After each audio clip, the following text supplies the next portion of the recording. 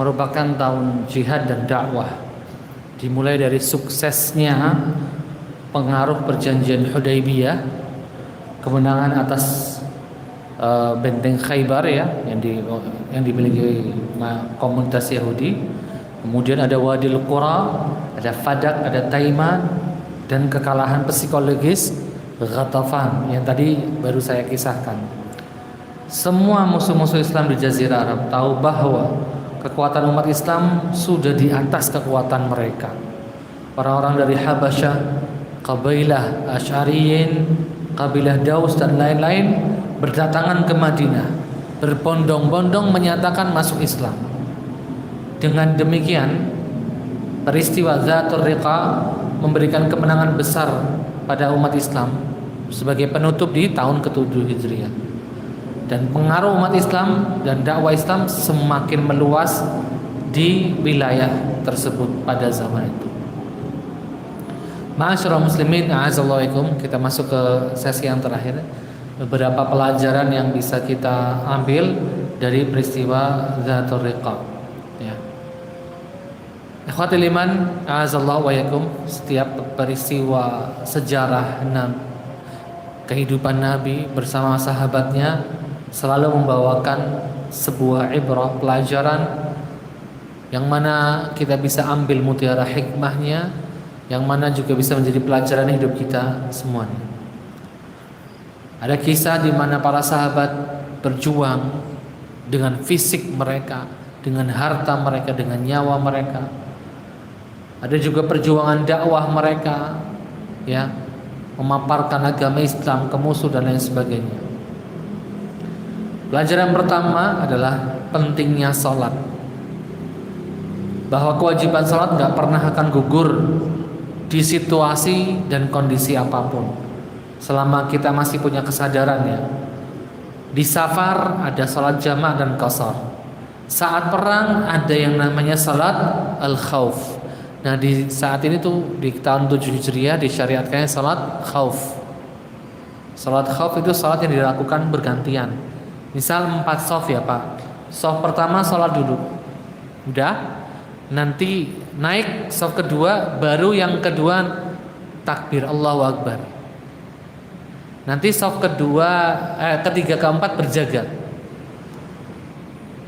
Terus lanjut, ini udah kedua, ini masuk 1, kemudian ini 3, ini 2, ini 1, masih berjaga yang terakhir ya shaf yang keempat. Nah, ketika ini masuk 4 ini, masuk 4, salam, baru salam sholat yang terakhir. Jadi gantian, selalu ada yang menjaga. Itu namanya salat khauf. Terus ya. Jadi sholat gak ditinggalkan walaupun dalam kondisi perang. Ya, mau diringkes di jamak bisa. Itu proses bagaimana melaksanakan sholat dalam kondisi ya kekhawatiran yang tinggi ya. Possibility serangan dari musuh itu sangat tinggi. Kemudian pelajaran yang kedua, pentingnya salat berjamaah sekalipun dalam kondisi perang ya. Para sahabat selalu menunaikan salat itu, ini khususnya yang laki-laki ya, selalu menunaikan salat berjamaah. Makanya saya sering kali mengajak kaum muslimin yang pria khususnya, ayo kita tunaikan salat kita berjamaah di masjid terdekat rumah. Minimal subuhnya kita di masjid, sehingga kita mengawali hari kita dengan keberkahan. Ya.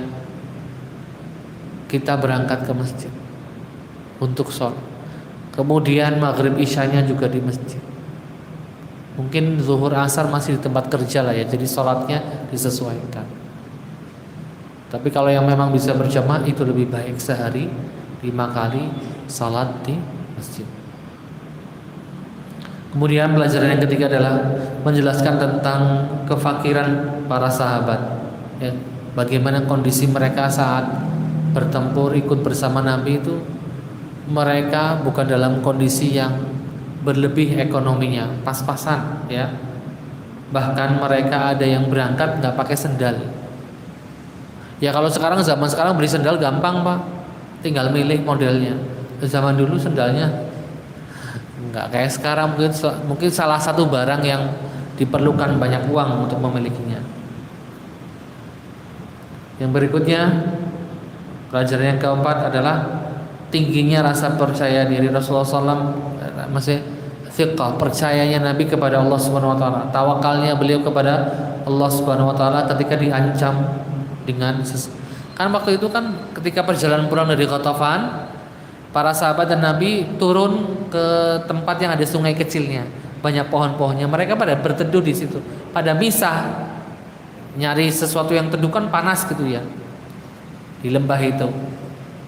Nah, ketika Nabi misah juga dari rombongan, Nabi lagi tidur siang. Ya istirahatlah. Pedangnya Nabi dicantolin di pohon itu. Tiba-tiba saat tidur Nabi didatangi orang asing. Pedangnya Nabi diambil sama orang asing itu. Disodorkan ke dadanya Nabi atau ke mukanya Nabi, saya lupa. Riwayatnya nggak benar. Intinya sudah dipegang tuh pedang, dihunuskan. Dia bilang, sekarang siapa yang akan melindungi kamu, wahai Muhammad? Ini orang Arab Badui, orang non Muslim yang kafir. Kata Rasulullah, Allah. Sampai orang tadi lemes, disebutkan nama Allah. Akhirnya Nabi ngambil pedang dari tangannya. Nah, kalau sekarang siapa yang mau melindungi kamu? Dia udah nggak bisa nyebut kata Allah, udah nggak kuat nyebut nama-nama berhala yang dia sembah. Ujungnya dia bilang, ya dari pemegang pedang yang terbaik, kata dia. Terus kata Rasulullah SAW, kamu mau bersaksi aku adalah utusan Allah? Nah, kamu bebas. Kata orang tadi, aku berjanji setelah ini gak akan memerangi kamu dan kaummu, dan aku gak akan berteman dengan orang-orang yang memerangi kamu dan kaummu. Akhirnya Nabi lepaskan dia. Ini menunjukkan Bapak Ibu, di zaman waktu itu orang masuk Islam itu bukan karena takut mati, takut pedang, takut kekuasaan, enggak.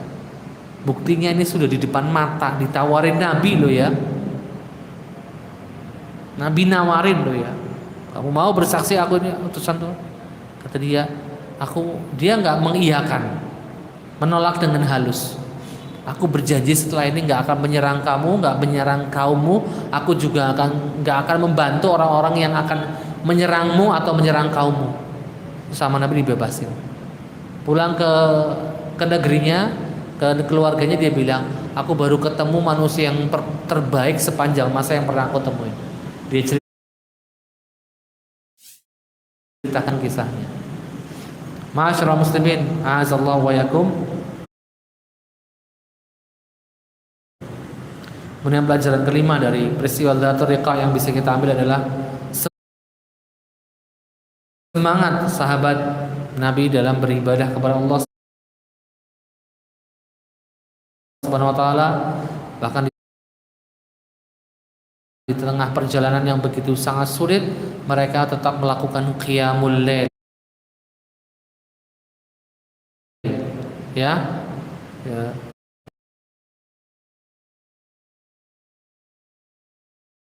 Quran, berzikir, atau salat malam itu yang terbaik.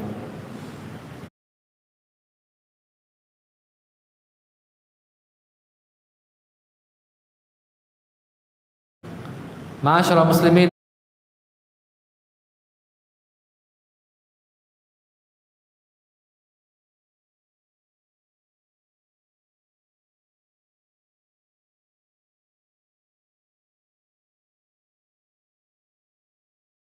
anak panah kita lagi sholat, peluk ada ular jatuh, kita akan lompat ya, akan ketakutan.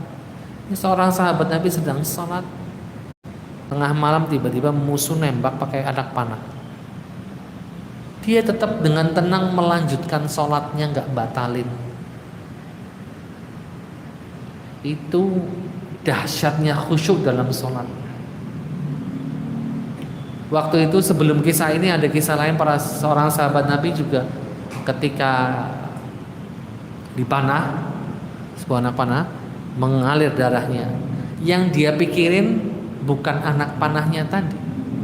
Yang dia pikirin bukan keselamatan, yang dia pikirin tadi sholatnya aku sah nggak ya? Tadi darahku mengalir soalnya. Itu yang dia pikirin, Bapak Ibu. Itu dahsyatnya kekhusyukan para sahabat. Dan sungguh beruntung orang yang bisa khusyuk saat sholat. Semoga Allah Subhanahu wa taala memberi anugerah kekhusyuan kepada kita semua saat mengerjakan salat. Ma'asyiral muslimin, a'azallahu wa yakum.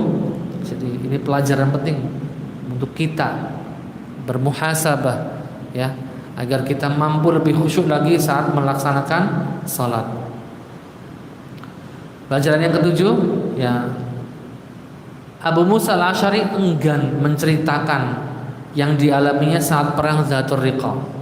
Ya, Imam Nawawi mengomentari kalimatnya, karena Abu Musa al-Asy'ari meriwayatkan sebuah hadis, kemudian beliau juga ditanya sama para sahabat yang lain bagaimana kondisi Dzatur Riqa. Beliau nggak mau menceritakan dengan detail, lebih ke